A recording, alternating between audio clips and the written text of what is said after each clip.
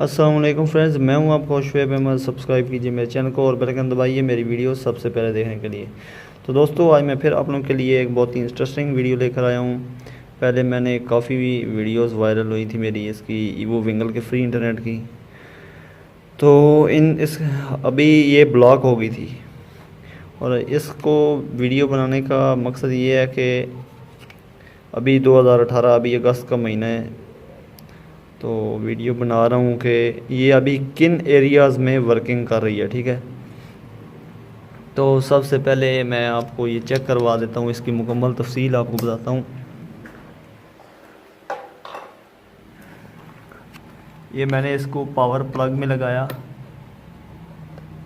Sorry,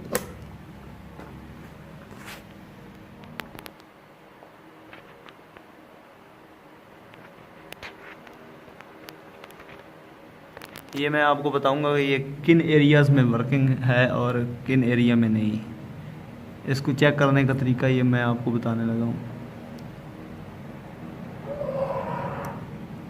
ये lights आप देख रहे हैं, अगर आपकी ये ब्लू या येलो आए तब जाकर आपका ये चलेगा। अगर आपकी यहाँ पे ये रेड लाइट आ रही है, मैं आपको दिखाता हूँ इसका,